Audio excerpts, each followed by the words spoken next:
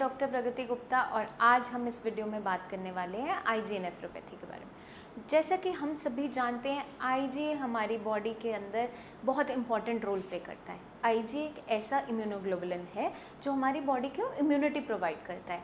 But वहीं एक IG nephropathy के पेशेंट के अंदर जब इसकी एक्टिविटी बहुत ज़्यादा बढ़ जाती है, आईजीए बहुत ज़्यादा हाइपर एक्टिव हो जाता है, तो देखा क्या जाता है, हमारी किडनी के ऊपर आईजीए के डिपॉजिट्स होने शुरू हो जाते हैं।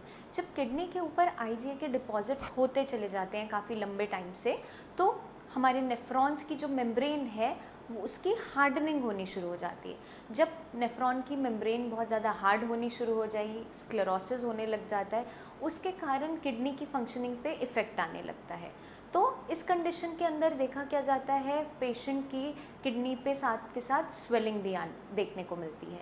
तो जब भी हम किसी पेशेंट की रीनल बायोप्सी करवाते हैं, उसके अंदर दो चीज़ें देखने को मिलती है। पहली, आईजीए के डिपॉजिट्स मिल जाते हैं, साथ के साथ सेकेंडली पेशेंट की जो किडनी की मेम्ब्रेन है उसके अंदर इन्फ्लेमेशन देखने को मिलती है, स्क्लेरोसिस या फाइब्रोसिस।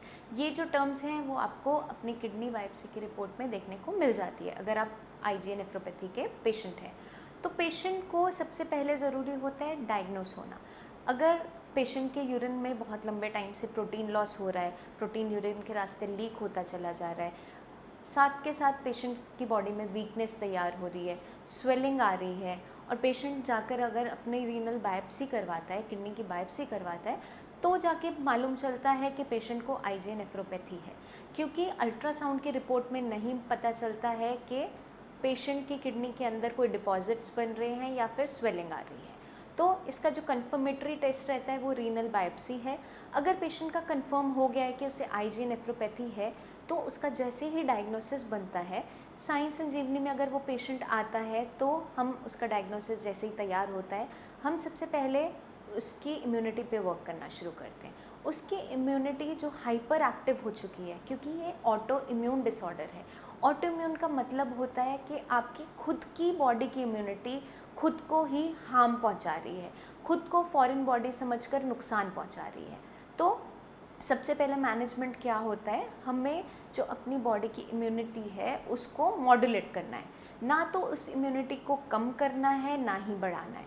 ऑलरेडी वो हाइपर एक्टिव है, बढ़ी हुई है, हमें उसे एक नॉर्मल रेंज में लाना है।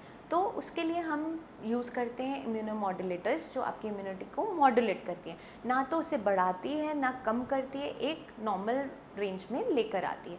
उससे मदद क्या मिलती है कि आपकी जो इम्यूनिटी हाइपर एक्टिव हो रखी है, जिसकी वजह से आईजी की डिपोजिशन बढ़ती चली जाती है, वो उसकी प्रोग्रेशन कम होने लगती है।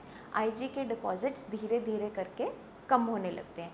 उसकी वजह से किडनी के ऊपर जो स्वेलिंग आई थी, इन्फ्लेमेशन तैयार हुई थी, वो भी घटनी शुरू हो जाती है। वो आपको कैसे पता चलेगा कि आपकी बॉडी में ये चेंजेस आ रहे हैं, सुधार आ रहे हैं? आप जब भी अपना यूरिन रूटीन करवाएंगे, उसके अंदर अगर आपका प्रोटीन लॉस कम होता चला जाता है, पहले जैसे आपका यूरिन में प्रोटीन आ रहा था 3+, बहुत ज़्यादा प्रोटीन लॉस था, अब जब आपने मेडिसिन शुरू किया, 15-20 दिन में दोबारा टेस्ट करवाया, प्रोटीन लॉस घटकर 2+ हो गया। इसका मतलब ये है कि कहीं ना कहीं किडनी के अंदर सूजन कम होनी शुरू हो गई है, और आईजीए के डिपॉजिट्स जो ज़्यादा बढ़ते चले जा रहे थे, वो एक स्टेज पे आकर कम होते चले जा रहे हैं। तो इससे हम जज कर सकते हैं कि हमारी बॉडी के अंदर सुधार आ रहा है। सेकेंडली, जो आपकी बॉडी में किडनी के ऊपर सूजन थी, जब वो कम होने लगती है, उसके साथ साथ क्या देखा जाता है, आपकी किडनी की फंक्शनिंग इम्प्रूव होने लगती है। अगर किसी पेशेंट की केएफटी रिपोर्ट के अंदर सीरम क्रिएटिनिन यूरिया लेवल बढ़ा हुआ था पहले, जैसे जैसे उसका प्रोटीन लॉस कम होता चला जाएगा, पेशेंट के जो क्रिएटिनिन के लेवल्स हैं, यूरिया के लेवल्स हैं, वो डाउन होते चले जाते हैं। उसके हिसाब से हम डिसाइड कर पाते हैं कि पेशेंट को फर्दर डाइट किस तरीके से मैनेज करनी है, ताकि उसके जो लेवल्स हैं और बेटर तरीके से मैनेज होते रहें। क्योंकि आईजी नेफ्रोपैथी के अंदर अगर सिर्फ पेशेंट का protein loss, heavy protein loss हो रहा है, यूरिन के रास्ते प्रोटीन बहुत ज़्यादा जा रहा है, और पेशेंट का ड्रास्टिक वेट लॉस है, लेथार्जी है, वीकनेस है, उस कंडीशन के अंदर पेशेंट को लाइट प्रोटीन देना पड़ता है। लाइट प्रोटीन के अंदर आपकी मूंग दाल आती है, डबल टोन मिल्क है, वो आप ले सकते हो, क्योंकि आपकी बॉडी को एनर्जी चाहिए, आपकी बॉडी में बहुत ज़्यादा वीकनेस आ रही है, ड्रास्टिक वेट लॉस है, तो उस कंडीशन में पेशेंट को लाइट प्रोटीन अलाउड होता है। बहुत हैवी प्रोटीन नहीं देना है। लाइट प्रोटीन का मतलब ये है कि आपकी बॉडी इस लाइट प्रोटीन को ईजिली एब्जॉर्ब कर पाती है और वेस्ट मटेरियल कम बनाती है, तो आपके क्रिएटिनिन यूरिया लेवल्स तेज़ी से जंप नहीं करते। आई होप ये वीडियो आपको मदद करेगी अपनी बीमारी को बेटर तरीके से जानने में।